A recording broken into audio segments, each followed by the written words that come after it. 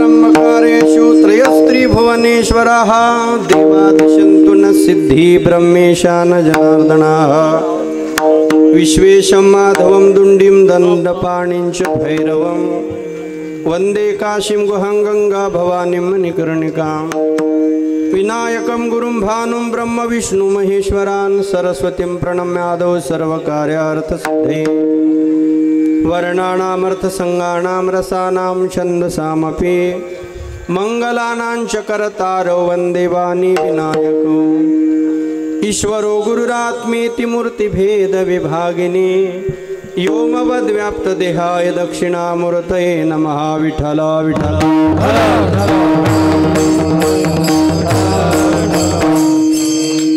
जेथे जावे तेथे कपाळ सरिसे लाभतो विशेष संत संगे पूर्व पुण्य जरी होती सानुकूळ अंतराय मूळ नुपजे तेथे भाग्य तरी नो हे धन पुत्र दारा निकटवास बरा संतापाई पूर्व पुण्य जरी होती सानुकूळ अंतराय मूळ नुपजे तेथे तुका म्हणे हेची करावी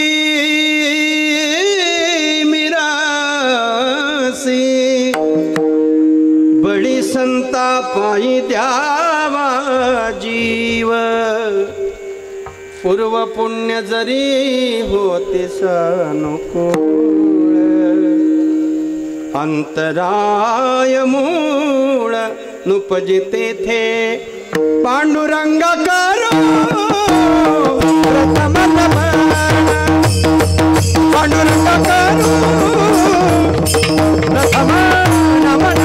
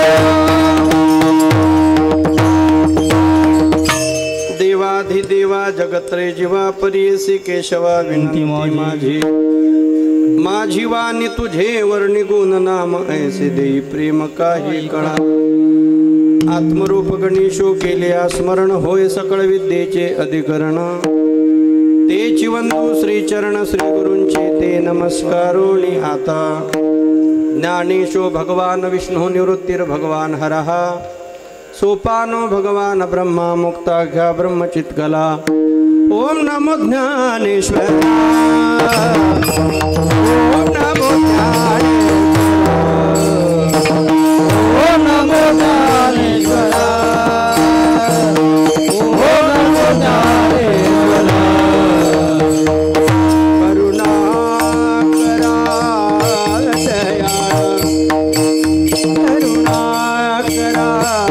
दया करुणा करा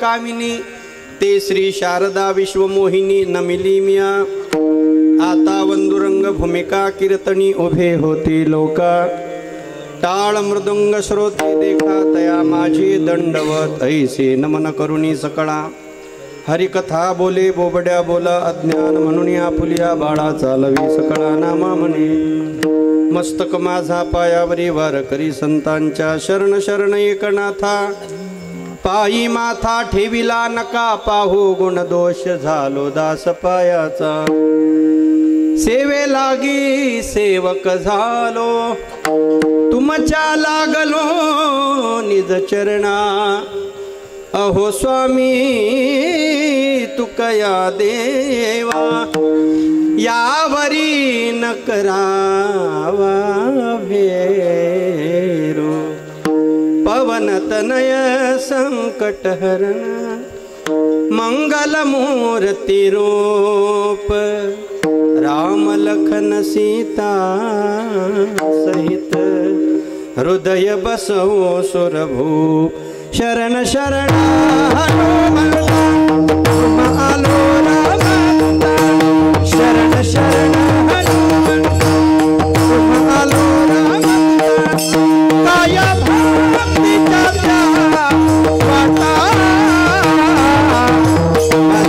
वाटा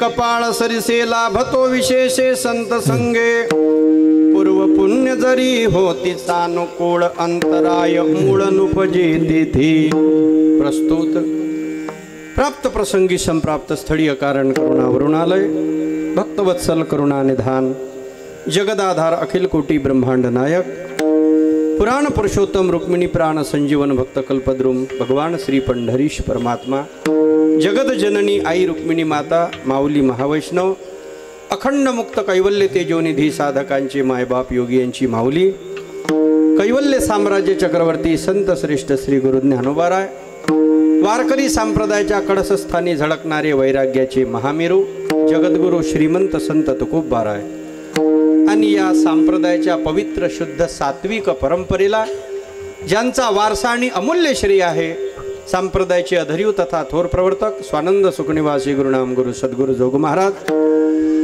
विश्व शांतीचे महान प्रवर्तक ब्रह्मलीन वंदनीय राष्ट्रसंत तुकडोजी महाराज आणि आपल्या स्वतंत्र जीवनामधून सामान्य जीवनाच्या स्थितीमधून प्रत्येक जनतेपर्यंत स्वच्छता पवित्रता आणि भगवंताच्या स्वरूपाचं ज्ञान पोचवण्याकरता एक सर्वसामान्य कुटुंबामध्ये आलेले कर्मयोगी वैराग्यमूर्ती श्री संत गाडगे महाराज आदी करून मृत्यूलोकामध्ये मनुष्य रूपाने जन्माला आलेल्या तुमच्या माझ्यासारख्या सर्व जडजीवांचा उद्धार करण्याकरिता या भूतलावर अवतीर्ण झालेली जी संत परंपरा आहे त्या संत मालिकेमध्ये संत साहित्यामध्ये संत परंपरेमध्ये अनेक कोटीतील आणि अनेक स्थितीतील संत आपल्याला पाहायला मिळतात। काहींनी जगाकरता प्रबोधनात्मक विषयाची निवड केली आणि आपल्या वाङ्मयाच्या माध्यमातून समाजाचा भटकलेला रस्ता सुव्यवस्थित केलेला आहे। म्हणजे शब्द सुद्धा माणसाला भटकल्या जागेवरून व्यवस्थित अशा रस्त्यावर आणू शकतात। सर्वात मूळ जर विषय मांडला तर शब्दाला फार मोठी किंमत आहे आपल्या संस्कृतीमध्ये म्हणा किंवा शास्त्रामध्ये म्हणा। रघुकुल रीत सदा चली आई प्राण जाई पर वचन न जाई, किंवा आम्हा घरी धन शब्दाचीच रत्ने आणि शब्दाचीच शस्त्रे यत्ने करू असे म्हणणारे जगद्गुरु श्री संत तुकोबाराय। म्हणून त्या शब्दाच्या माध्यमातून समाज जागृती केली। मग कीर्तन असो, प्रवचन असो, एखादं व्याख्यान असो किंवा एखादा सत्संग असो। काहींनी आपल्या केवळ कृपा दृष्टीने दुसऱ्याचं कल्याण केलं. कृपा कटाक्ष निहाळिले आपुले पदी वैसविले बाप रखुमा देवी वरू विठ्ठले भक्ता दिदले वरदान. जसं कासवीचे बाळ केवळ तिच्या दृष्टीने मोठे होते, तसे काही संतांचं जे स्नेह असतो, वात्सल्य असतो, केवळ त्या दृष्टीने शिष्याचं ज्ञान परिपक्व होत असते. पण त्या सद्गुरूची दृष्टी तेवढी पवित्र आणि पॉवरफुल लागते. अशी ही कृपा आहे या जगामध्ये. पण काही संत असे झाले की ते समाजात कधी आलेच नाही, पण समाजाचा उद्धार केल्याशिवाय राहिले नाही. कधी कधी महात्मा नस्तुमाम पार्थ हा जे भगवंताच्या मुखातले शब्द आहेत, दैवीम प्रकृतीमाश्रिता हा भजन्त्यमन्यनसो ज्ञात्वा भूतादिमव्ययम. ज्या वेळेला सद्भावे साधू भावेच एखादा महात्मा ज्या वेळेला या भूतलावरती अवतार घेत असतो, काही लोक समाजात राहतात, लोकांतात राहतात, पण आपला एकांत कधी बिघडू देत नाही. आणि काही नित्य एकांतात राहतात, पण लोकांताचं चिंतन केल्याशिवाय राहत नाही. काही समाजात राहून त्यांचा स्पर्श होऊ देत नाही, आणि काही समाजाच्या वेगळे राहून समाजाचा स्पर्श झाल्याशिवाय राहत नाही. म्हणून या कलियुगामध्ये तुमच्या माझ्यासारख्या जीवांचं कल्याण करण्याकरता वारकरी संप्रदायांनी जी तत्वज्ञानाची प्रणाली आपल्या हाती घेतलेली आहे, केवळ 7 दिवसामध्ये मुक्ती हा फक्त वारकरी संप्रदायच चॅलेंज करू शकतो. अन्य कोण्या संप्रदायाची ताकद नाही 7 दिवसात मोक्ष देण्याची. जन्मच्या जन्म जातील, पण हे भेटणार नाही. यत् फलम तपसा नास्ति न योगेन समाधिना तत्फलम लभते सम्यक तत्कलौ केशव कीर्तना. नास्ति यत् फलम तपसा, तपश्चर्या करूनही फळ मिळत नाही. कारण तपही म्हणजे साधं नाही. साधं 2 थेंब लागले तर फटाफट आपण पडतो. कायची तपश्चर्या आहे? यत् फलम तपसा नास्ति. तपश्चर्या कशी आहे मी सांगतो. म्हणून तर हे बाकीच्या भानगडी काऊन ठेवल्या नाही कलियुगामध्ये. तर मोडोनिया वाटा सूक्ष्म दुस्तर, जेवढ्या काही बारीक सूक्ष्म वाटा असतील त्या सगळ्या तुकोबाराने एका ठिकाणी गुंडाळून ठेवल्या, त्याचा रस काढला. तो रस म्हणजे कीर्तन परंपरा आहे. म्हणून भागवताचा जो सुरुवातीचा श्लोक आहे, महाराजजी पुढे आहेत, निगम कल्पतरोर गलितम फलम. किती सुंदर वाक्य आहे. शुकमुखाद अमृत द्रव संयुतम कल्पतरुर गलितम फलम. निगम म्हणजे वेद, वेदरूपी कल्पवृक्षाला लागलेलं हे फळ आहे. वेद तरुचे मधुर फळ स्वादुरसे जे सोज्वळ आत्मा राम मुनी सफळ सेवनी झाले जन सुफळ. किती मस्त सुंदर शब्द. वेद तरुचे मधुर फळ आणि सर्व पुराणांचा मुकुटमणी. हे ज्यावेळेला वर्णन केलं म्हणजे गलगलीत झालेलं ते फळ आहे. त्याचा रस ज्यावेळेला प्रत्येकापर्यंत पोहोचला. म्हणून ही जी कीर्तन परंपरा आहे, वेदशास्त्र पुराणाचं एकत्रीकरण करून केलेली आहेत. म्हणून ज्या महात्म्यांनी आपल्याला हे मार्गदर्शन दिलेलं आहेत, या पवित्र भूमीमध्ये ज्यांची फार मोठी तपश्चर्या झालेली आहे. म्हणजे वारकरी संप्रदायामध्ये अशी तपश्चर्या करणारे महात्मे आहे हे मला समजलं. म्हणजे हरिभक्तीपरायण परमपूजनीय वैकुंठवासी, फार म्हणजे शास्त्रीय कीर्तन करायचे महाराज. मी 4-5 कीर्तनं त्यांचे टेकोड्याला ऐकले महाराज. तुकाराम बीजच्या वेळेला यायचे महाराज. मग ते त्यांना बाकी काही त्यांचं जेवण नाही, मुंगाच्या डाळीची खिचडी आणि बिस्किट होते ते पाण्यामध्ये खायचे पुढे.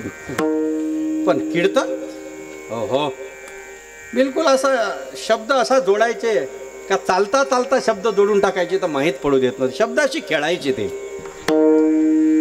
अशी विद्या विभूषित असणारी व्यक्ती किंवा महात्मा अशा पवित्र ठिकाणी येऊन साधना करतो, तपश्चर्या करतो. आणि त्या साधनेची फलश्रुती म्हणजे तुम्ही आम्ही या पवित्र मातीवरती बसले आहात. म्हणजे माहितीप्रमाणे ज्यांचं नाव गीतेमध्ये उल्लेख केलेला आहे, कर्मनैव हि संसिद्धी मा स्थितो जनकादयः. नाही तर कोणाचं नाव नाही गीतेत, पण जनक महाराजांचं नाव आहे. कर्मनैव हि संसिद्धी आस्थितो जनकादयः. सगळं केलं, वर्णन करतात महाराज मंडळी. ज्या वेळेला कथा सुरू झाली, कथा श्रवण करत असताना जनक महाराज यजमान बसले आणि बाकीचे सगळे गावातले लोक त्या मिथिलापुरीतले सगळे कथा ऐकण्याकरता आले. आयोजक जनकजी होते. त्याही वेळेस घरगुती भागवत होत असेल ना, म्हणूनच काय असं थोडी आहे. त्याही वेळेस घरगुती होते, आताही घरगुती आहे, काही विषय नाही. आणि ज्या वेळेला कथा सुरू व्हायची तर मला एक सांगा, ज्याच्या निमित्ताने म्हणजे कथा ठेवली किंवा ज्याने आपलं आयोजन केलं, आपण त्याच्याकडे पाहून नाही बोलू काय. वक्त्याचं कसं असते, समोरचा श्रोता जर त्या शब्दाला रिस्पॉन्स देत असेल तर जास्तीत जास्त लक्ष त्याच्याकडे जाते वक्त्याचं. आणि जे पार गेलेले आहे दिमाखातून त्याच्याकडे पाहून काय त्याला काय अभंग भुलायचे आहे का इथं. काही काही लोकांचे चेहरे पाहणं म्हणजे प्रमाण भुलणं आहे. म्हणून तर काही काही बुवा लोक डोळेच उघडत नाही बोलताना. काऊन डोळे लावता, काय झोप येते का त्याले. त्याले पाहून भुलल्यापेक्षा डोळे लावून बोललेलं बरं. हे मी माझ्या पदरचं बोलत नाही, याला सुद्धा शास्त्राने पुरावे दिलेले आहेत. अहो चंद्रकांतू द्रवता कीर होय, परी चंद्रिकी हातवटी आहे. मनोनी वक्ता तो वक्ता नोहे, श्रोते वीण शुकादिक योगी रंगले शिरंगी. शुकादिक योगी रंगले शिरंगी, शुकादिक योगी रंगले शिरंगी, शुकादिक योगी रंगले शिरंगी, शुकादिक योगी रंगले शिरंगी, शुकादिक योगी परीक्षितीच्या अंगी असावा, परीक्षितीच्या अंगी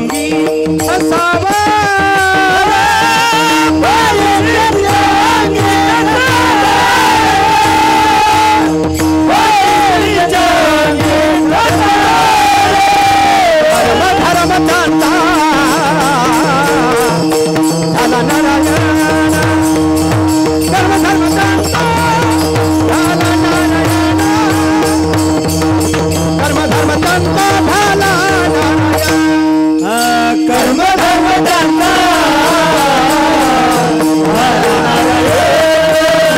कर्म जाणता झाला नारायण, कर्म जाणता.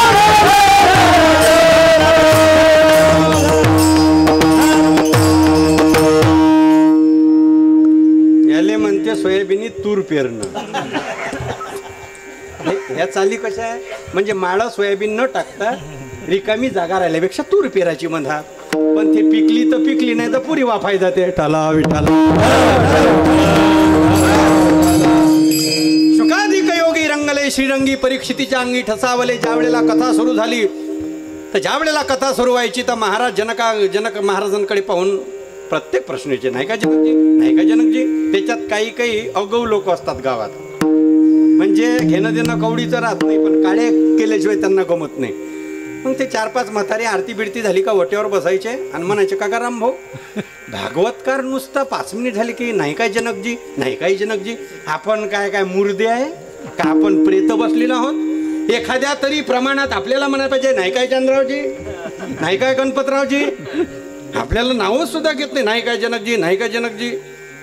लक्षात आलं शुकदेवांच्या का हे बिघडलेलं वातावरण आहे. या लोकांना असं वाटते का जनक महाराजांकडेच पाहून सगळं सांगतात बुवा. त्यावेळेला एक दिवस कथेमध्ये असं दृश्य तयार केलं, संपूर्ण मिथिलेला आग लावली म्हणतात. आता माया भी आगते, करणी को कुछ भी हो सकता है. सगळी आग लागली, जिकडे तिकडे धूर लोट सगळे दिसून राहिले. आता लोक होईते, तिकडे घर पेटलं, इकडे तो भागवताची आरती म्हण काय, श्री भागवत भगवान की हे आरती. शेजारचा मसाला, चला घर पेटलं, पापियों को पाप से है तारती. बरं समजा त्यांना हे मन तरी लागन काय, तिकडे घर पेटलं ना, नाही शक्यच नाहीये. सगळे जण उठले पळाले घर विझवण्याकरता. कोणी हे घेऊ दे, कोणी पाईप लावू दे, कोणी गुंडानं पाणी झोकू दे त्याच्यावरती. शेवटी महाराजांनी जनक महाराजांना विचारलं, जनकजी मिथिला एवढी पेटून राहिली तरी तुम्ही उठले नाही, सगळे लोक तर ती आग शांत करण्याकरता निघून गेलेत. जनक महाराजांनी गोड उत्तर दिलं, गुरुजी जे जळून राहिलं ते माझं नाही, आणि जे माझं आहे ते जाळण्याची या जगात कोणाची ताकद नाही. नैनम छिन्नन्ति शस्त्राणि, गीतेची सुरुवात पहा, नैनम दहति पावकः न चैनं क्लेदयन्त्यापो न शोषयति मारुताः. अजो नित्य शाश्वतोयम पुराणो वेदा विनाशिनम नित्यम नजमव्यम कथम स पुरुष पार्थ कम घातयति हंतिकम.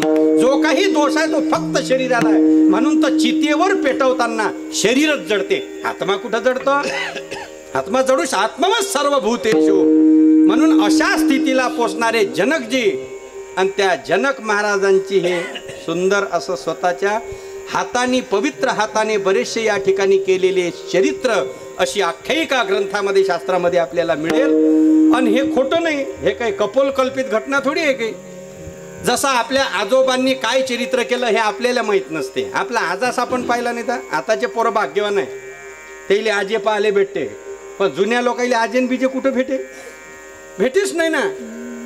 काही काही पोराला तर बाप पाहायला भेटत नव्हता, मग आजोबान पंजोबा कुठं पाहायला मिळेल. पण आजोबांनी जी प्रॉपर्टी कमावली ते कशा माध्यमातून कमावली हे नातवाला मुळीच कल्पना नव्हती. मग त्याचा बाप सांगायचा, बाबू माझ्या बापानं सुद्धा असंच हातावर कमावलं रे, दुसऱ्याचे साल महिने भरून भरून सगळं कमावलं, आणि मग कुठं माझ्या वेळेला चांगले दिवस आले, आणि तुमच्या वेळेस तर काही टेन्शनच नाही रे. काळपा कसा बदलत राहतो. आपल्या वडिलाच्या वेळेस भाकर चटणी पण त्याच्यावर तेल नाही, पाणी टाकून ते तिखट वलं करून जेवणारी मंडळी काही जुनी इथं बसलेली आहेत, माझी वडीलधारी मंडळी. आता तसे दिवस आहे काय? आता तसे दिवस नाही. पण एक प्रॉब्लेम केला देवानं, तो कुठं ना कुठं गुंडी फिरवते, हे मात्र त्याचं नक्की आहे. पहिले भूक लागत होती, जेवायला भेटत नव्हतं, पण माणूस निरोगी होता. जुन्या लोकांचा सकाळचा नाश्ता म्हणजे 2 कणकी पिठाच्या जबर भाकरी आणि गावरानी गाईचं दूध. म्हणून 90 वर्षाचे मथारे टन नाही अजूनही. हे 35 मध्येच खंगले पुरे. हा सारा परिणाम आहे मॅगीचा. मॅगी, पास्ता, नूडल्स, अप्पे, बर्गर, पिझ्झा, काय होय हे? आणि लोक म्हणतात खूप सुधारला. अबे सुधारला नाही, सुजला तो. सुधारणं वेगळं, सुजणं वेगळं.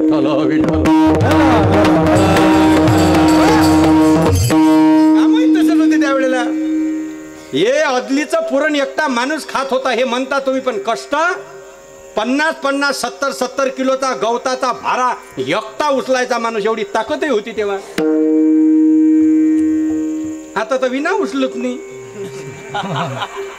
म्हणजे किती परिस्थिती झाली, काळ बदलत जातो. जुन्या लोकांना खायला मिळत नव्हतं, पोटभर भेटत नव्हतं, पण शरीर प्रकृती अशी होती का कवडीचा रोग नव्हता. आता खाला टोपल्या नाही तर देव खाऊ देत नाही. हेच तर खरं भाग्य आहे. मग समोर पुरणाची पोळी आहे पण 17 रोग शरीरात आहे. असा पाहिते तो आमच्या पंक्तीत बासुंदी. घर मालक ज्याच्या घरी आमच्या पंक्ती असते तो टोकोमोको बघतोय चांगला, आणि त्याच्या पुढे आम्ही 5-5 वाट्या बासुंद्या खाऊन येतो. हे कृपा नाही तर काय?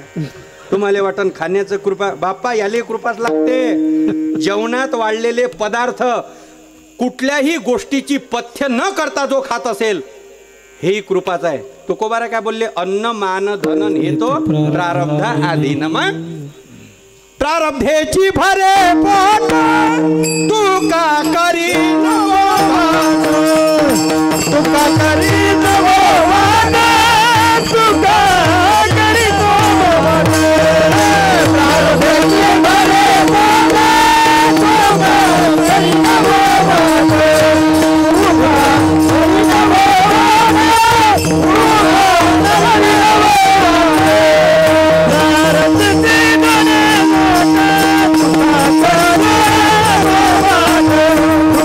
करी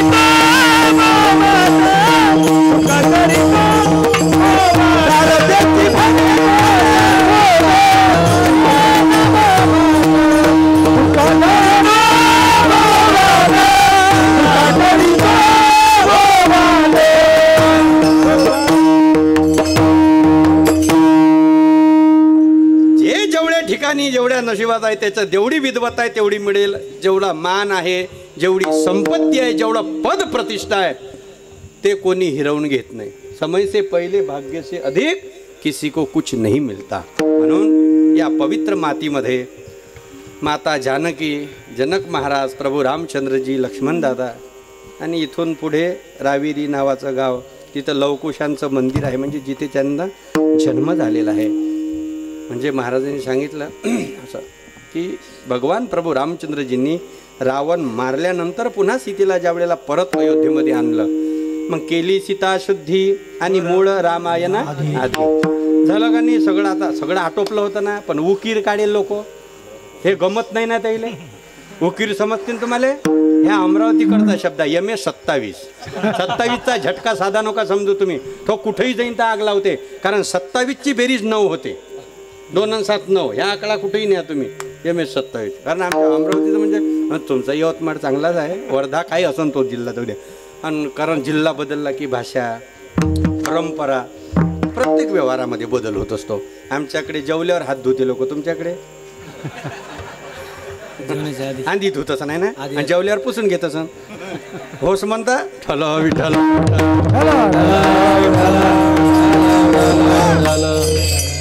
म्हणून भगवान प्रभू रामचंद्रजी सगळं मॅटर शांत झालं. सीते मातीची अग्नी परीक्षा झाली.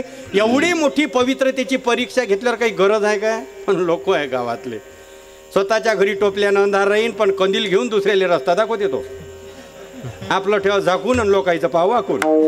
याच्यामुळेच तर पुढं नाही चालले. हे पुढं न जाण्याचे कारण काय लोकांचे? यांना स्वतःची प्रगती कमी आहे याचं दुःख नाही, पण दुसरा पुढं जातो हे यांना जळल्याशिवाय राहत नाही. आणि जोपर्यंत तुम्हाला दुसऱ्याची प्रगती सहन होत नाही तोपर्यंत तुम्ही जगात मोठे होऊ शकत नाही. महाराज, मोठा तोच होतो ज्याला दुसऱ्याचं मोठेपण पचवता येते. ते मोठेच आहे, कारण ते स्वतःला मोठेच समजत नाही, म्हणून ते लाईने लेकरालाही मोठे समजतात. भजन भीष्म गाथा मूर्ती वैकुंठवासी परमपूज्य बोधे बाबा 10 वर्षाच्या पोराचं जरी कीर्तन असलं तरी टाळ घेऊन उभे राहून त्या लेकराचं कौतुक करत होते, कधी चुक्या काढत नव्हते. मोठेपण आहे हा त्यांचा, म्हणूनच मोठे झाले ना ते. असे जर झिलपट पाडत बसले असते, हे असंच असते काय, ते तसंच असते काय, हे ओवी अशीच असते काय, हे चौपाई तशीच असते काय, डुबला भारत तिथंच. तो एकही पावलं पुढे जाऊ शकत नाही. म्हणून एका त्या अयोध्येतल्या व्यक्तीने आपल्या पत्नीला रात्री भांडला तो, आणि मारहाण करता करता, बरं ठीक आहे तुमचं नवरा बायकोचं काय मॅटर आहे, घरीच सॉल्व करणार तुम्ही, दुसऱ्याला कायले मदत घालता. आणि त्याच्यात तो मारता मारता म्हणून राहिला, तू काय म्हणले राम समजली काय? आणि एवढे दिवस सीता लंकेत राहिली तरी रामानं परत ठेवून घेतली, मी काय राम होय काय? प्रभू रामचंद्रजींनी सगळ्या अयोध्येत गुप्त अशी माहिती घेतली का प्रजा माझ्याविषयी काय बोलते. एकमेव राजा आहे प्रभू रामचंद्रजी, का प्रजा माझ्याविषयी काय प्रतिक्रिया काय. आणि जसं ऐकलं प्रभू रामचंद्रजीच्या लक्षात आलं, समाज माझ्याविषयी अजूनही शंकेत आहे, सीतेला ठेवणं बरं नाही. यथा राजा तथा प्रजा. लगेच तयारी केली. मला फक्त एवढंच टेन्शन आलं मग आणि का अयोध्येतून इथं कसे आले असं ते. अयोध्या कुठं, हे जनकेश्वर पहा बरं राजा. बरं रस्त्याची व्यवस्था नाही त्यावेळेला, पण करतुम अकर्तुम अन्यथा करतुम. शेवटी सीता माताई म्हणजे साधारण स्वरूप नाही. उद्भव स्थिती संवारिणीम कारिणीम क्लेशहारिणीम सर्वश्रेयस्करीन सीताम नतो हम राम वल्लभाम. आणि लक्ष्मणजी म्हणजे साधारण नाही, लक्ष्मण म्हणजे शेषमूर्ती आहे. अशा स्वरूपामध्ये ही फार पवित्र भूमी आहे, आणि त्या भूमीवर माझ्यासारख्याचे 2 शब्द सांगण्याचं सौभाग्य लाभणं तरी माझ्या दैवापार नाही. म्हणून मी ठरवलंच होतं, नाही कीर्तन झालं चालते पण विना घेऊन 2 तास इथंच उभा राहीन. मी इमानदारीनं सांगतो, व्यासपीठावर आहे. तुम्ही सगळे घरी गेले असते 9 वाजेपर्यंत मी विना घेऊन उतरलो नसतो खाली. आता काही काही लोक काय म्हणा, पाय वा भाजी आले आणि पाणी आलं, भाऊजीचं कीर्तन होऊ द्या तर नसन. तुम्ही निगेटिव्ह जास्त सोचता. हे रिअल आहे, वस्तुस्थिती आहे. कारण एका गावात माझ्या संग झालंय असं म्हणून नेमकं विना घेतला आणि पाणी पद आलं कीर्तन, मग नंतर काही झालं नाही. मग लोक माहिती काय म्हणे, कीर्तनच नसन होऊ द्याचं देवाले. बर म्हणजे जसा देवाचा इवईच होय आहे, म्हणजे त्याचा आणि याचा कोणत्या कसं आहे, होऊ द्याचं नाही. पण तुम्ही हे कसं समजलं नाही का या सप्त्याचा आनंद वरून राजाला सुद्धा झाला, हजरी लावली निघून गेला. कारण मृत्यू लोकामध्ये जेव्हा जेव्हा यज्ञ होतात त्या वेळेला स्वर्गातल्या देवाला हेवा वाटतो, पण ते अडचण आणू शकत नाही, कारण त्याच्या बापाचा बाप सप्त्यात बसला असतो. ठाला विठाला माझा पंढरी राव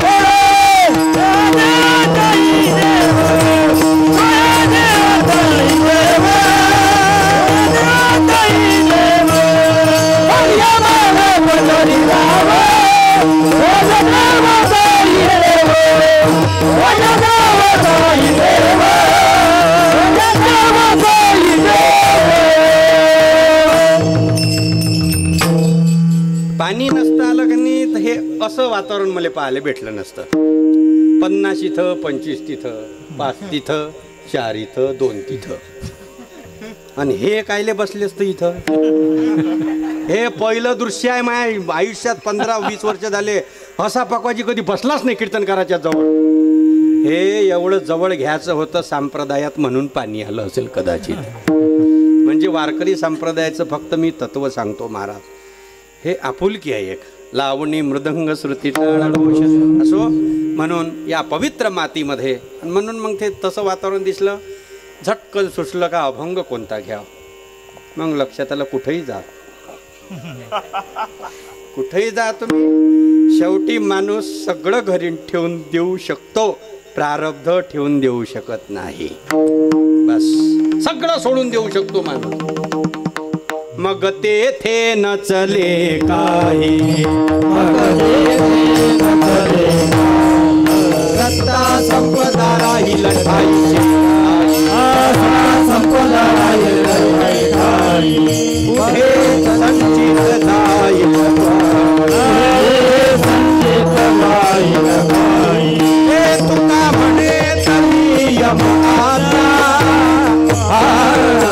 तब काळाचे मुली ठेवा, तब काळाचे मुली ठेवा.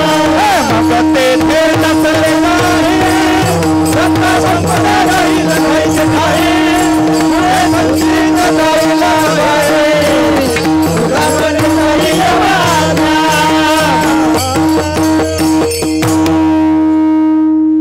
लोकांची सुद्धा हेच मन होती, किस्मत में लिखा कभी पूछ नहीं सकता. ज्ञानोबाराचे मत तेच आहे. अगाध लाटीचे लिहिले किंवा जे जे असेल संचिती ते न चुके कल्पांती. फक्त जास्त स्टँडर्ड हेवी शब्द वापरला असता तर सामान्य लोकांना समजला नसता. म्हणून माझ्या तुकोबाराची ही माया आहे, तुकोबाराची समाजाविषयी दया आहे. जेथे जावे तेथे प्रारब्ध सारखे नाही म्हटलं, सरीसे नाही म्हटलं. सरीसे म्हणजे आपल्यापेक्षा 2 हात पुढं, आपल्यापेक्षा पहिलेच जाऊन टेकते ते प्रारब्ध पुढं. मी याचोच असं तेव्हा भाई तयार होतो पुढं येऊन. सरीचे म्हणजे काय, सरसा. आपण काय म्हणतो, बापापेक्षा 2 बोटं सरसच आहे बा पोरग, गुरुपेक्षा 2 बोटं सरसच आहे बा शिष्य. अर्जुनापेक्षा 2 बोटं अभिमन्यू सरसेस होते युद्ध क्षेत्रामध्ये. म्हणून तो अर्जुना करता षडयंत्र केलं नाही कौरवांनी, पण अभिमन्यू करता केल्याशिवाय राहिले नाही. का? अर्जुनाची भीती नव्हती, तेवढी अभिमन्यूची भीती होती कौरवांना. छत्रपती शिवाजी महाराजांकरता जेवढा कट रचला नाही, तेवढा या मुघलांनी छत्रपती संभाजी महाराजांसाठी कट रचला. कारण युद्धभूमीमध्ये छत्रपती शिवरायांपेक्षा 2 बोटं सरसे होते छत्रपती संभाजी महाराज.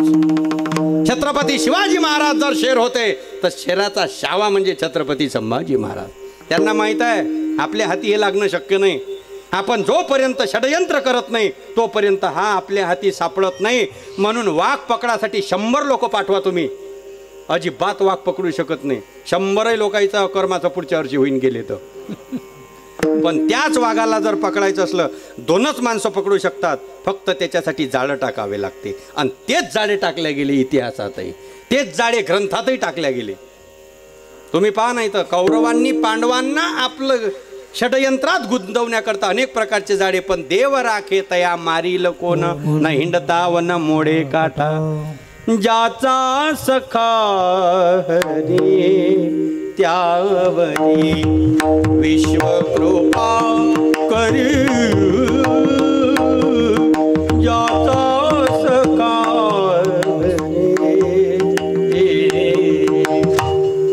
जितने तारे गगन में उतने शत्रु हो, जिन पर कृपा रघुनाथ की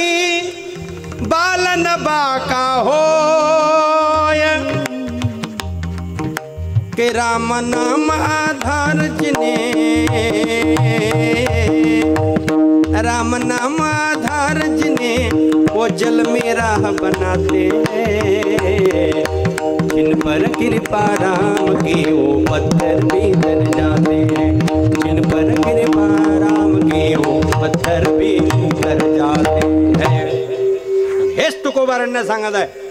तसा जर खिळा तुम्ही नदीत किंवा समुद्रात फेकला तर तो बुडात गेल्याशिवाय राहत नाही, पण तोच खिळा जर नावेले ठोकला तर स्वतःही तरतो आणि चार लोकांनाही तारल्याशिवाय राहत नाही। स्वतंत्र जीव अधोगतीला जातो, पण देवापेक्षा संत विचाराच्या सहवासात जर आला तर त्याच्या प्रारब्धात सुद्धा कलाटणी देण्याची ताकद हे संतांमध्ये आहे। म्हणून तुकोबारा म्हणतात तुम्ही कुठेही जा, पहिले तिचं तुमचं प्रारब्ध जाऊन तयार आहे। प्रारब्ध पहिले रचा पाछे रचा शरीर, तुलसी चिंता क्यों करे, भज भजले रघुवीर। म्हणून तर राम जन्म नंतर आहे। केले रामायण रामायण, केले रामायण रामायण, केले रामायण रामायण,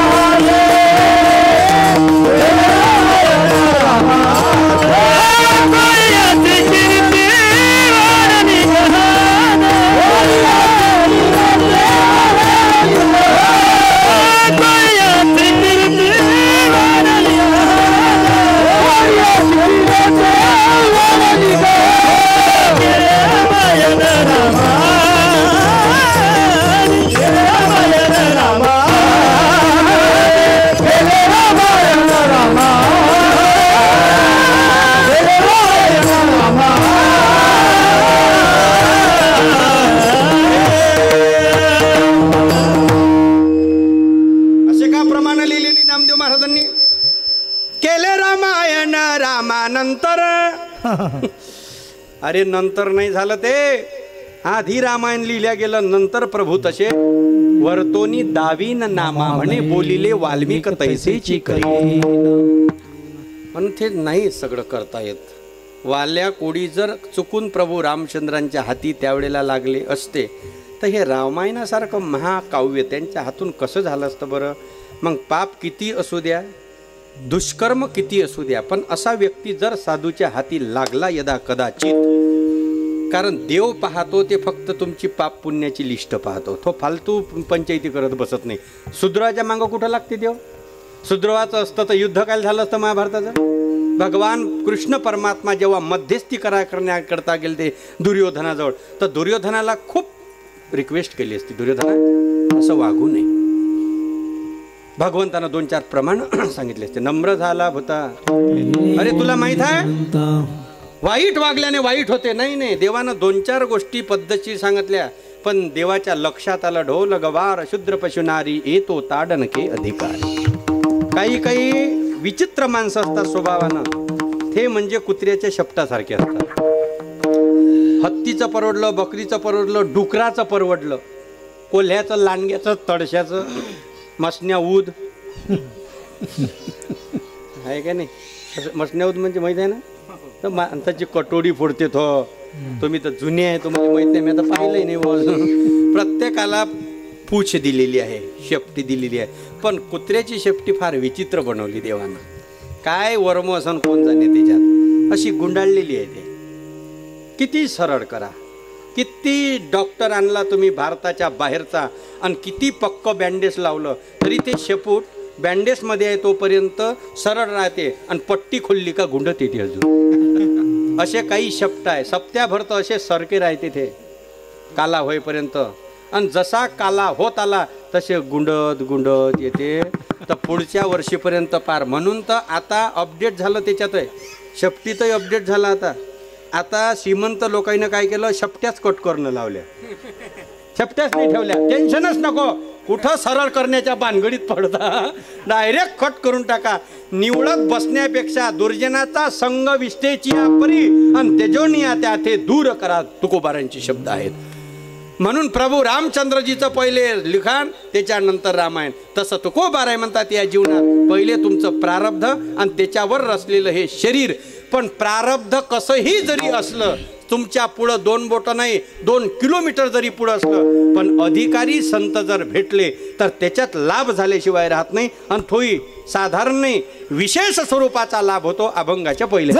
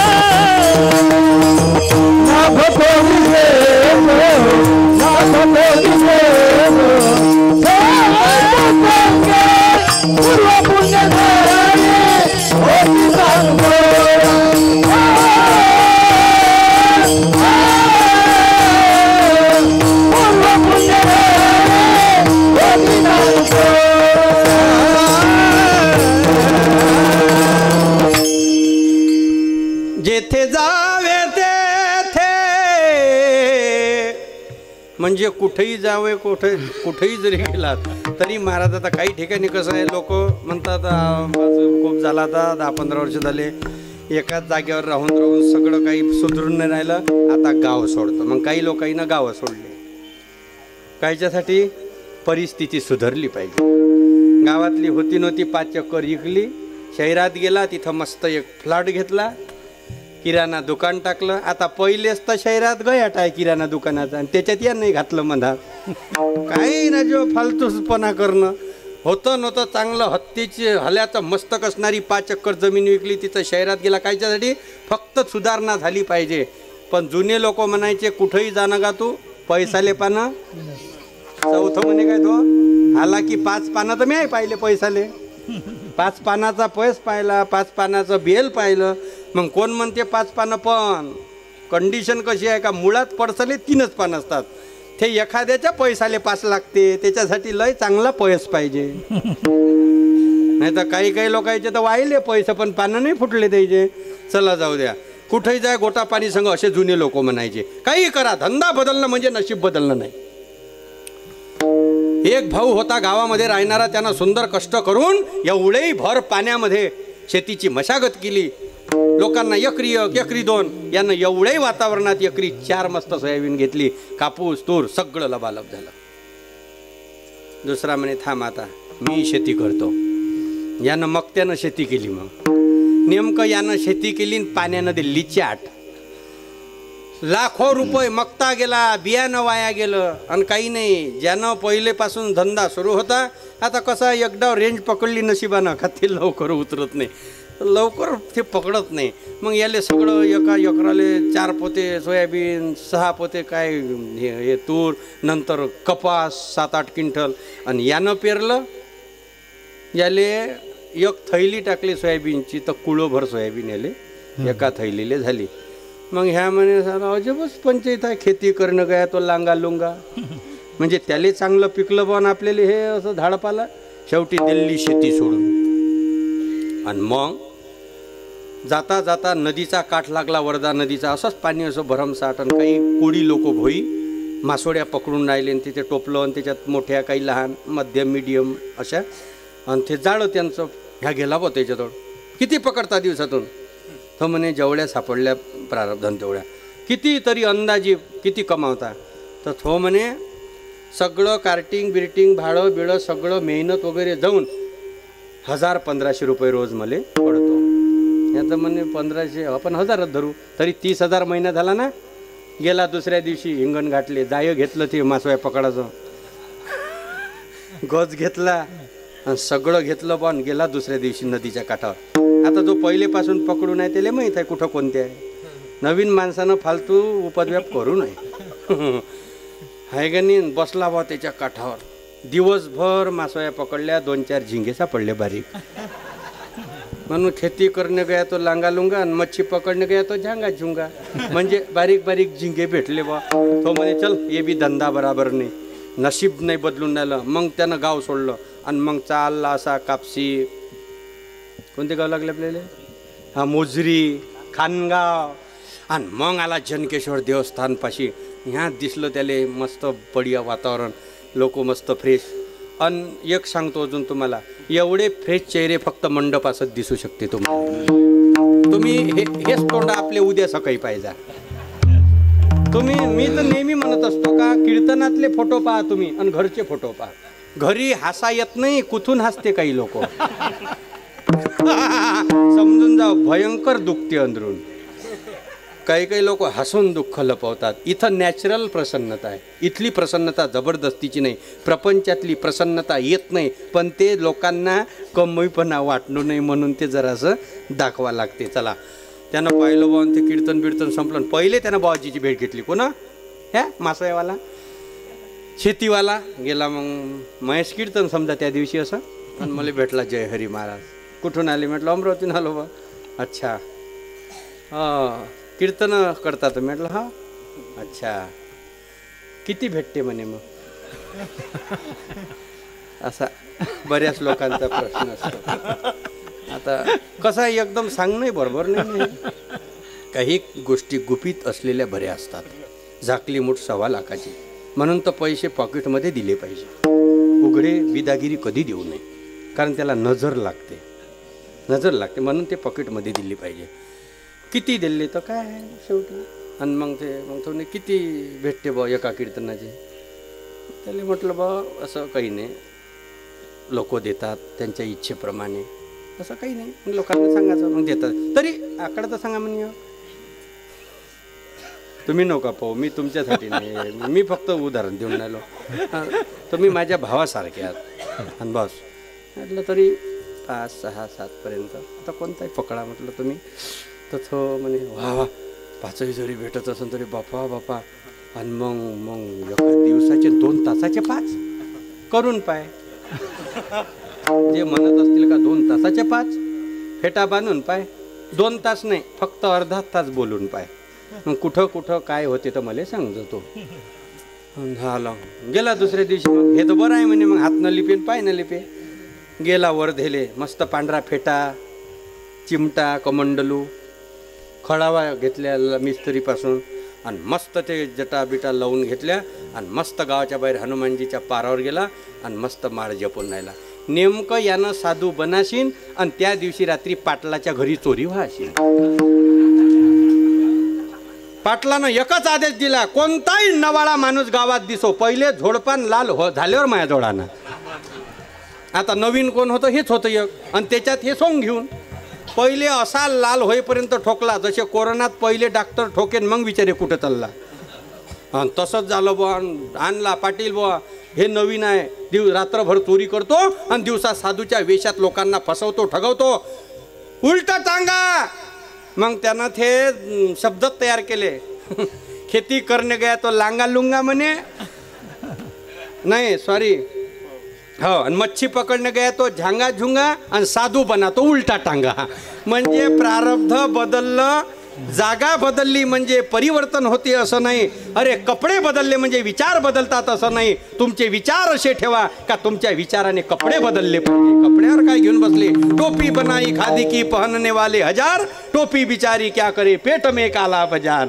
म्हणून तुकोबारा म्हणतात कुठेही जा प्रारब्ध जे कपाळ आहे ते सरीसे, पण एवढंही असणारं प्रारब्ध साधूच्या संगतीत मात्र लाभ होतो. कृपया केली संत जनी माझी अलंकारी प्रीत लाविली कीर्तनी बास. पहा बरं कोणाकोणाचे प्रारब्ध बदलवले. अरे माणसाचं सोळा निळा म्हणे तीही संगेची तारणे दिन उद्धरणे नवल कोण. भीतीत कोणतं प्रारब्ध आहे, पण आज त्या भीतीचं प्रारब्ध एवढं उच्च झालं का माझ्या ज्ञानोबारासोबत भीतीचं दर्शन घेतो आज आपण आळंदीला. हे प्रारब्धाची जोड आहे.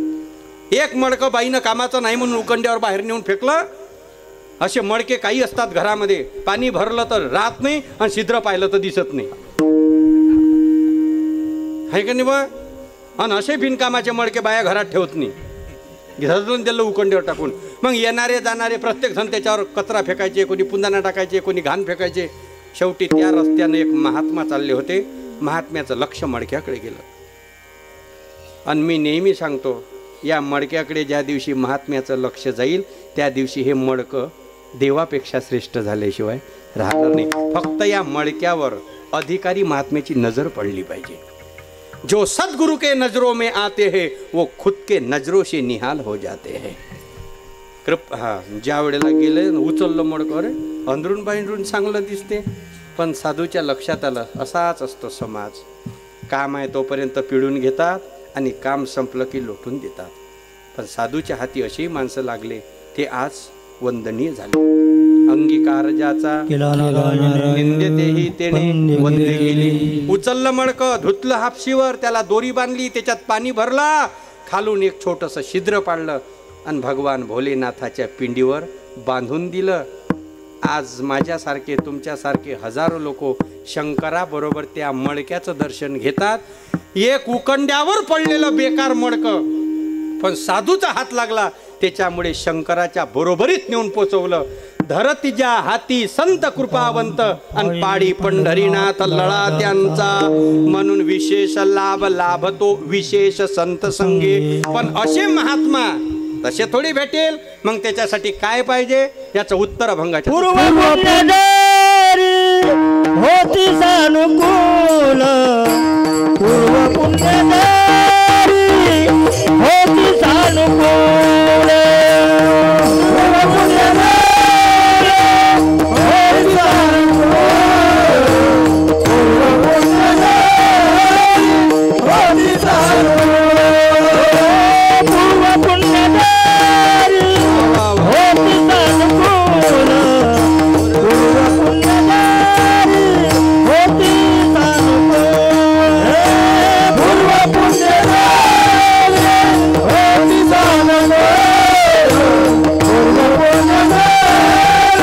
होती सानुकूल. अंतराय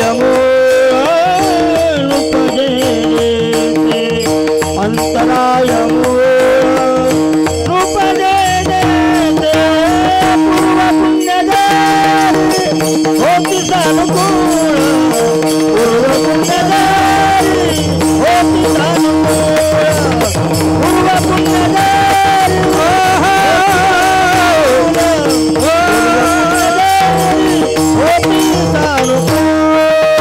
अंतराय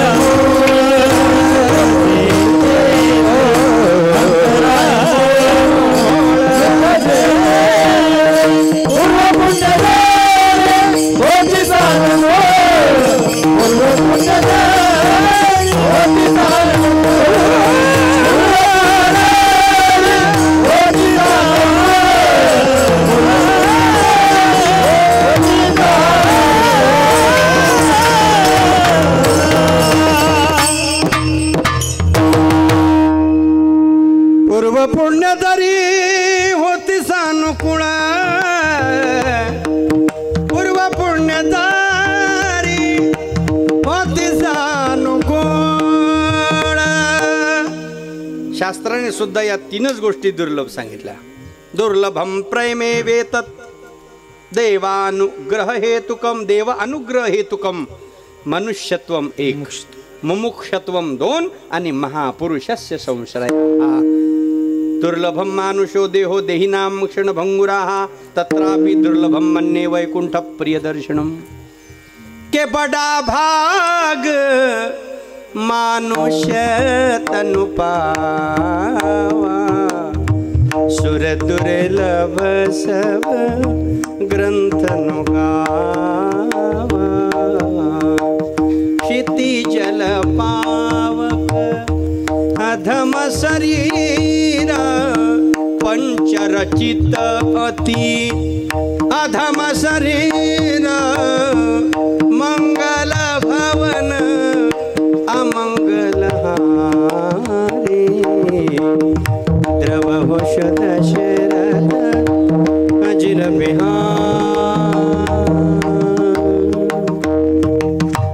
दुर्लभम प्रमेवेतत् बडा भाग मानुष तनु पावा किंवा भूमी रापो नलो वायू खम्मनो बुद्धिरेवच जे वर्णन केलं पहिली गोष्ट तर हेच दुर्लभ आहे.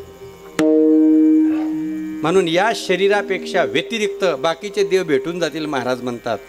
पण हे सर्वात व्यवस्थित कितना तुझे बनाया सुंदर सजा सजा के म्हणून संतांनी वर्णन केलं का एक तर हे दुर्लभ आणि हे भेटलं तर मोक्ष दुर्लभ मुमुक्षत्वम आणि मग साधूची संगती. भगवंतानं तर त्याच्यापेक्षा पुढचे बोलले. इथं तर पूर्व पुण्य जरीच म्हटलं पण देवाने काय म्हटलं बहुनाम जन्मनाम वंते ज्ञानवान्मां प्रपद्यते वासुदेवम सर्व इति स महात्मा सुदुर्लभा.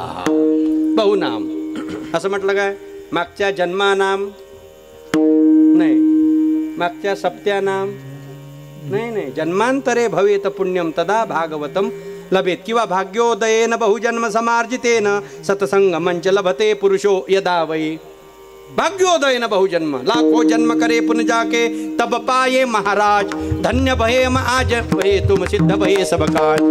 लाखो जन्म हरिपाठाचं आपलं रूपाचा अभंग नेहमीच ऐकतो आपण. कीर्तन असो हरिपाठ असो किंवा एखादं भजन असो रूपाचा अभंग झाल्याशिवाय आपण पुढे सरकत नाही. त्याच्यातलं तिसरं चरण काय बहुत सुकृताची जोडी बस. म्हणून विठ्ठल आवडी. ज्ञानोबारायांजवळ तर 56 भाषा होत्या. मग असंही म्हणायला पाहिजे ना मागच्या जन्माची जोडी आणि म्हणून विठ्ठल आवडी मागच्या सप्त्याची जोडी. एका जन्मानं काय होती तर एका जन्मानं तर रोग नाही लागत डॉक्टरच्या हाती तर साधू बिधू तर दूरची गोष्ट आहे. अनेक जन्माचे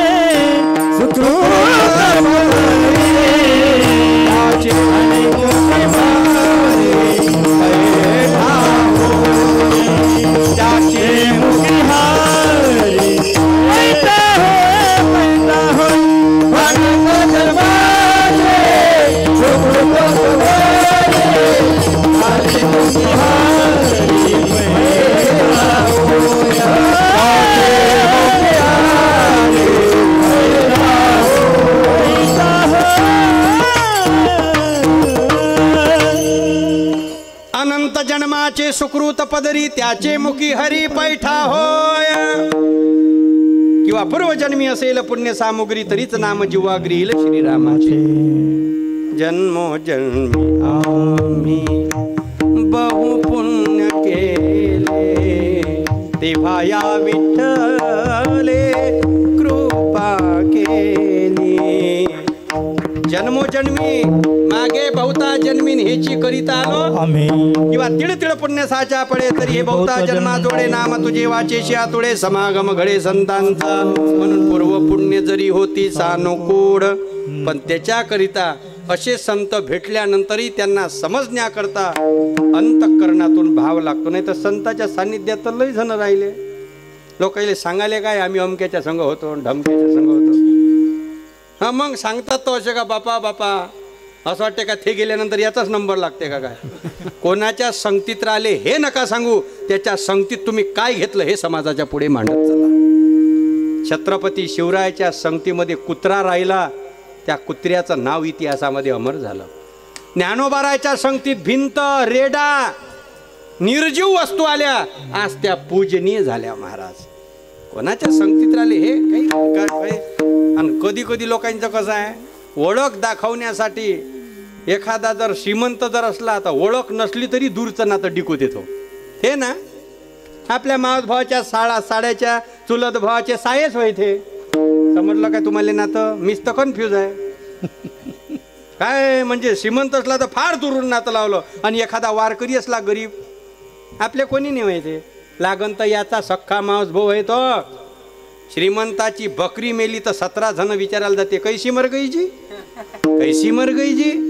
आणि गरीबाची पोरगी मरते तर कुत्र विचारायला जात नाही. एखादा कास्तकार शेतातून ताजा भाजीपाला उपडून आणतो आणि केमिकल रहित त्याचा भाजीपाला असतो, शिळा नसतो, लोकांना ताजं भेटलं पाहिजे म्हणून त्याच्यावरून वेळ जाऊ नये म्हणून बिचारा घरी जात नाही. तसेच हातपाय भरलेले घेतो, पैजामा इथपर्यंत खोसलेला असतो, इथपर्यंत त्याचा सदरा खोसलेला असतो, डोक्याला टावेल मडकटला असतो, पण त्याचा भाजीपाला एक नंबर असतो. आणि तो घेऊन ज्यावेळेला बाजारात बसतो लोक त्याच्याजवळचा कधीच घेत नाही. आणि त्याच्याच बाजूनं दुसरं दुकान असते ज्याचे कपडे प्रेसचे असते, ज्याच्या हाताला घड्याळ बिड्याळ सगळं टकाटक काम असते त्याचं, पण त्याचे वांगे 8 दिवसाचे शिळे असते, पाणी मारून मारून त्याला ताजे केले असते. आणि आपण म्हणजे मायासुद्धे सगळे आले त्याच्यात. आपण भाजीपाला थोडी पाहतो, काही विकणाऱ्याचे कपडे पाहतो. आणि श्रीमंत बाया जर असले तर इच्छे बाई घाणेरडा दिसतो तो, ह्याच्या पाचचं घेऊ नये, खाणं मग 8 दिवसाचे वांगे छिद्राचे, म्हणजे ताजा आपल्याला पटत नाही. म्हणजे आपण कायच्यावर गेलो, शेवटी बाह्य वेशावरच गेलो ना. जात न पूछिए साधु की पूछ लीजिए ज्ञान, मोल करो तलवार का पडी रहने दो म्यान. या जगातून जातीवाद दूर फेकणारा संप्रदाय म्हणजे वारकरी संप्रदाय. प्रत्येकाने जात मिरवली, पंथ मिरवला, धर्म मिरवला, पण वारकरी संप्रदायानं सगळं एका ठिकाणी बसवलं. यातायाती धर्म नाही विष्णुदासा निर्णयाचा विधशास्त्री. म्हणून आम्हाला स्वाभिमान आहे का अशा संप्रदायाचे आम्ही थोडेसे पाईक आहोत, जास्त नाही. कमीत कमी 2 शब्द त्या संप्रदायाचे सांगण्याचं सौभाग्य आम्हाला मिळालं. म्हणून अंतराय मूढ अनुपजे तेथे. एक जण म्हणे का समजा संत बिंत आता कसे ओळखाव, एक तर सारा बाजार झाला म्हणे कलियुगात, आणि हे कसं ओळखाव येईल, चांगले दिसते जो उकीर काढते म्हणे त्याला ताखाची सांगते बा, शेवटी कसं संत म्हणाव येईल, जाऊ द्या बापा, शेवटी याच्या भानगडीत पडत नाही. मग समजा संत नाही भेटले तर बाकीच्या गोष्टी आहे ना मग आमच्याजवळ. तो म्हणे काय, मग विचारलं महाराजांनी काय काय तुझ्याकडे, बापा माझ्याकडे पैशाची कमी नाही. अच्छा, अजून माझी पत्नी मनासारखी आहे, एक अर्धा तास जरी मला वेळ झाला घरी झाले तर जेवत नाही ते माझ्याशिवाय, अशी दरवाज्यात उभी राहते वाट पा. हां, आवडणारी प्रेम करणारी पत्नी आहे. अजून पोरग चांगला आहे मनासारखं, माझ्यासारखा भाग्यवान नाही. तुकोबाराय म्हणतात, बळाय काही ताणू नको बाबू, तुले दृष्टांत देतोच पुढं मी. असे भाग्य जर असते तर या जगामध्ये कौरवही भाग्यशाली ठरले असते. पण खरं भाग्य काय, अभंगाच्या 3ऱ्या चरणात. भाग्य तरी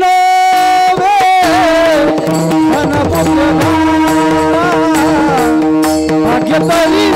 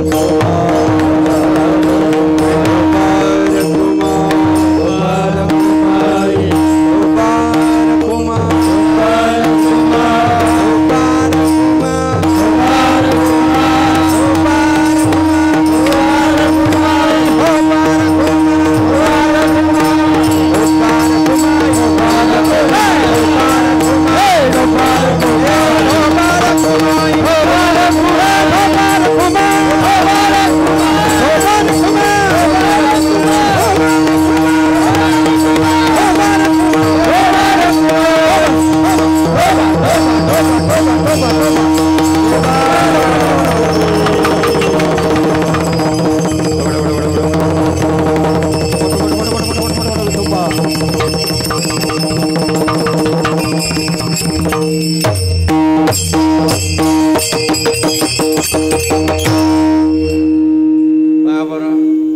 पाण्यानं वाचवलं तर एवढा आनंद घेता आला, नाही तर कठीण होतं. मला तर वाटत झालं काम. पण महाराजांच्या चरणी विनंती केली, जनकेश्वराच्या चरणी विनंती केली.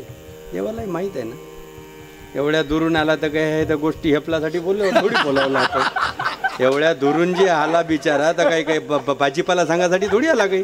आणि इमानदारीनं सांगतो मी, चांगल्या कामासाठी कुठेही फिरा तुम्ही, तुमचे संकट दूर झाल्याशिवाय राहत नाही. तुमच्या कामाचा उद्देश चांगला असू द्या. हे डोळ्या देखतचं उदाहरण आहे आजचं. अच्छा, तर किती प्रसंग आहे आमच्या, काय काय एकच आहे का हे आता सवयच आहे. रात दिवस तेच काम आहे. कधी गारपीट येते, कधी हवा येते. एक डाव तर पार नेलं साऊंड मंडप, पार पडदे गिडते कुकडे. पण एक त्या दिवशी अनुभव आला, व्यासपीठ आणि दिवा जसाच्या तसाच होता महाराज. एवढ्या मोठ्या वाराधुनात हे पार अँगल फँगल पण दिवा जशात. लय आहे देव असण्याचे अनुभव.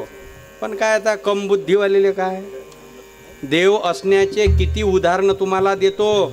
साधं पाणी तुम्ही 4 दिवस फक्त साठवून ठेवा, त्याच्यात जंतू पडल्याशिवाय राहत नाही. आणि गंगाजल 12 महिने ठेवा, त्याच्यात एकही जंतू तयार होत नाही. याच्यापेक्षा कोणता पुरावा पाहिजे तुम्हाला अजून. एवढा मोठा केदारनाथचा प्रलय झाला, सगळं गेलं, पण मंदिर जसंच्या तसं राहिलं. आपल्यासाठी आहे आता निंबर कटोरीचे जे आहे काही, त्याला कुठं नेऊन दाबता आता. आता ज्यानं म्हटलं का देवच नाही, मग मेरी मुर्गी की 3 टांगे. आता कोंबडीले 2 पाय असते हे मला माहीत नाही, तुम्हाला माहीत आहे. पण त्यानं जर मुजऱ्या केल्या, नाही 3च असते, ठीक आहे बा, तुझी कोंबडी फॉरेनची असन, काय बोलता काय मग. अशा मूर्ख माणसाच्या पुढं काय क्रोधी अविश्वासी त्याची कैसा आणि व्यर्था पुलिवाच्या. म्हणून तुकोबारा बोलले भाग्य. अरे पत्नी म्हणजे भाग्य. या जगाच्या पाठीवर जर पत्नी असण्याने भाग्य समजत असेल, कोणाला संसार नाही. सगळ्याला पत्नी आहेत. फक्त एवढंच आहे की माणसाचे लग्न होऊन पत्नी येतात, कुत्र्यांना लग्न करायची गरज नाही.